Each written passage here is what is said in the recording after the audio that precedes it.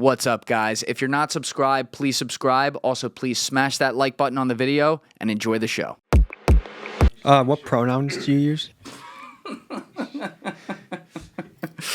I'm actually a they, them. I don't know if I told you that. And if I misgender you, just fucking reach across the table and bitch slap me. No problem. I actually used to be a we, them boys, but I renounced that a couple years ago. Well, you're looking really good as a they, them, let me tell you. Thank you. You too. I've been with a few they, them sexually, and I can say you're the top of the list. Oh, you've been with one sexually. What happened there? I don't know which one it was, if it was the they or them at the time, but it was pretty good.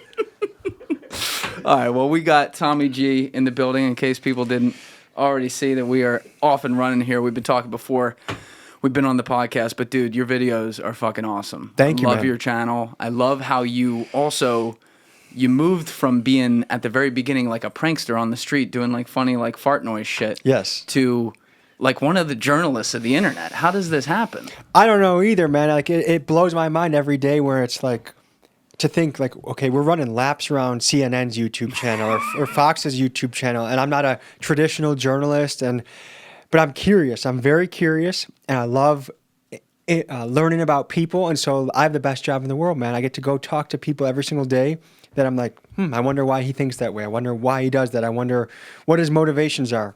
And I get to go into the weeds, the trenches, the hard-to-access places in America, and we'll go beyond eventually, and check people out, and it's amazing. Yeah, you do everything, too. Mm-hmm. Like, you put out a video recently that was on mercenaries, and then before that, we'll definitely talk about that corrupt mayor. That shit was wild. Yeah, that bitch is crazy. Oh, my God. Yes. Like, she seems like she would be a bad villain in a Marvel movie. Like, when they get a shitty actress to, like, fill a role because they didn't put enough money behind this Netflix project that's going to get canceled. They needed to fill it quickly. Yes. Yeah, dude. Like that. We'll talk about that one. But how did you get in with the mercenaries? Because we're into that topic right now. He emailed me. The CEO of Redwater emailed me. He's like, dude, when I was having tough days, your prank videos made me laugh, and now I see you do documentaries. Let's work together. That was one of those emails I get within like 2 minutes of I'm on the phone with him. Where are we doing this? When are we doing this? Like, that's a dream email to get. And that's how I get a lot of my leads. Everywhere I go, I'm invited into. So I get DMs, I get emails, and people all around the country are starting to invite me into their life. Wow. And I love it. I love getting those invitations. Redwater? Redwater. What a name, by the way. Yeah. I get the double entendre there. Yeah.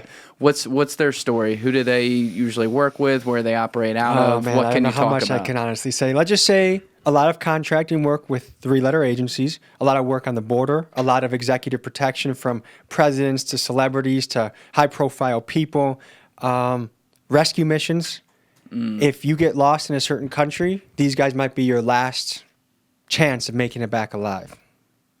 Yeah.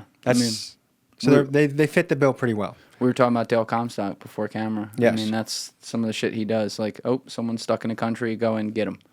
We drove into an area that's about 7 kilometers that the Taliban owned. It was their territory. You can't make a left or right turn. You got to go north or south down this road. And we had to stop. We heard the Taliban on the radio. They had to set up ambushes on both ends of our small convoy, and they were getting ready to hit us. And then I realized, oh, shit, the only way we're getting out of this is we got to run the gauntlet now. And I remember when we turned around that night, my Afghan interpreter's with me. Dude, as soon as I started driving, I said, shoot anything where a bad guy can hide behind it. I said, don't relent until we get out of this thing. So as I'm sitting there, I'm watching the vehicles go one by one. The firefight starts. I got time to watch the show and think about it before it's time for me to start driving my vehicle, right? And all of a sudden I thought, you know what? I've been in a lot of ambushes, but I've never actually had to deliberately drive into an ambush to get out of it. But I have no choice this time. And then I started thinking, man, what if I don't make it out of this one? I am driving the one with the antennas. And so I thought about my family, and I took a moment. I said, okay, I want to visualize every one of my children's face, everybody's face, my wife, my kids, one by one. See their face for the last time, maybe. Their face, their face, their face, their face, their face. And then what I want to do is get that all out of my mind, so I'm no longer distracted by that, right? And knowing that would be maybe the last time I ever think about him or see him. Find a way out. Can you imagine that being your job? That you have to figure out how, without getting bullets riddled through my body, am I going to go save this, dumb tourist that got himself stuck in a war zone? Bro, I had to figure out how to get your boy an orange Celsius downstairs. That was a battle. Yeah. Nah, some people, do you find that, like, guys like that are just, there's something in them that's built different? like almost maybe from the start? I look at it the same way I look at maybe like a guy that does skydiving for a living, or a guy that steals cars and drives them really fast. There's just some people, particularly men, that only feel satisfied when they are living on the edge and they have danger. And if they don't have danger in their life, they feel like the world is too ordinary or depressing. And so there's just some guys that the way that they're wired is they have a high risk profile. And I would say I identify a lot with that. I do high risky things in other ways. But to me, that's what makes life worth living. Like, we have the dice in our hands. You got to shake them up and put them on the table. I don't want to roll some bullshit. I want to like make this thing cool. Right. And so I get where they're coming from. And that's why I think I am so fascinated by people like this, because I can see part of myself. Like, obviously I don't want to steal a car, but I can kind of understand why a kid gets the rush of doing it. Yes. You know?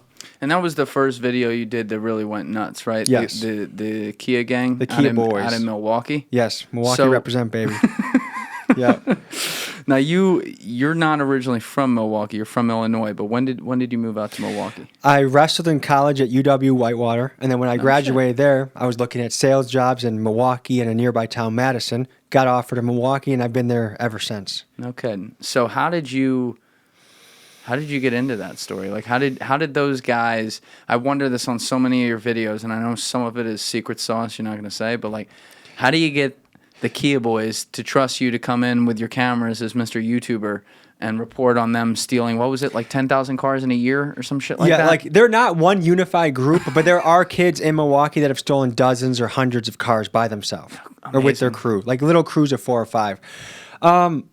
The video before that was actually technically the first documentary, which was first time visiting a strip club, which shout out to my wife for letting me do that video. I enjoyed myself thoroughly, and I had a great time doing that. And I met this guy in the parking lot, and he's like, we hit it up. He saw that video. He's like, hey, I like working with you. Let's do something else. And I said, hey, here's 4 ideas I'm working on. One of them was the Kia Boy video. He FaceTimes me 2 minutes later, and he's got Mr. E-Brake on FaceTime with me, Shiesty, in a Kia, was just rolling around his block. And I'm like, hey, hello, sir. Would you like to meet next Tuesday at 3? And he's like, yeah. And I'm like, all right, Tuesday at 3 it is. See you there. And the rest was history. And they let you in the inner sanctum, like, because they were even saying at one point, I remember at the end of the video, the guy's like, hey, make sure you blur out those tags. And I'm thinking to myself, you can, if you didn't blur it good enough, that can be like re-scrambled and you can find the tags. So that's part of the secret sauce is, and some people might get mad at this from the outside, like, why do you protect criminals so much? But me as a journalist, my job is to protect my context. They're inviting me into a world that is I otherwise wouldn't see. So I take it very seriously. Like, I have tons of fentanyl dealers, all sorts of people on my phone that, hey, when we're about to release this video, FaceTime the guy. Hey, have you seen through your cut? Yeah, you like that?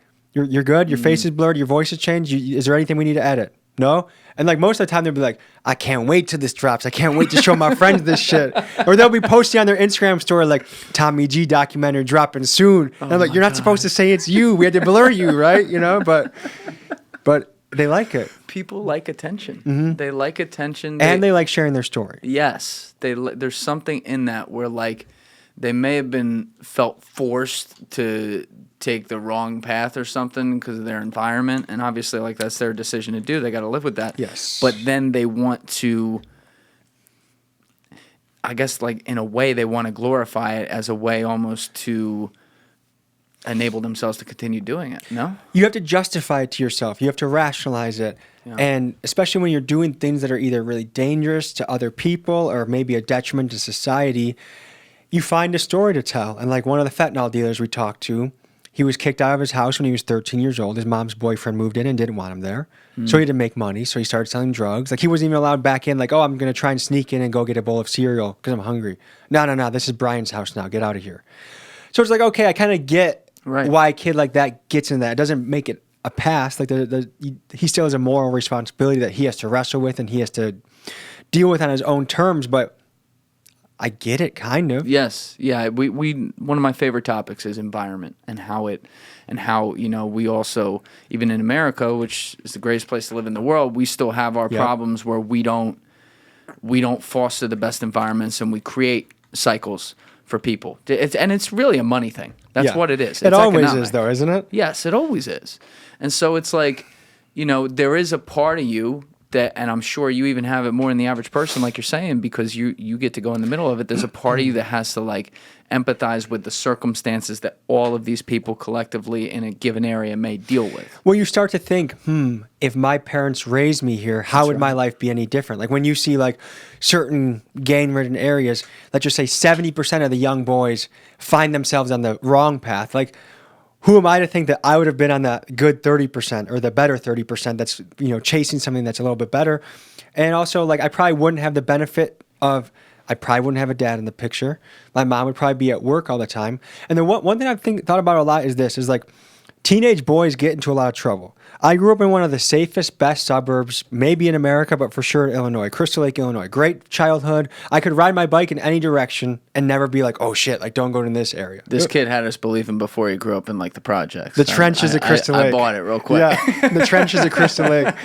But it's like, even though I grew up in those type environments, I knew friends that would sneak out at night and go into cars, go into garages, go into elementary schools, throw water balloons at cars. I participated in that. I never did any theft. I always had a moral line in me that I never would participate in theft. So I might have snuck out with kids that like they'd run off and go do something. I was more interested in lighting fireworks off or doing things like that. Or do you think also Drano bombs was a big part of mine? Drano bombs. You ever heard of those? No.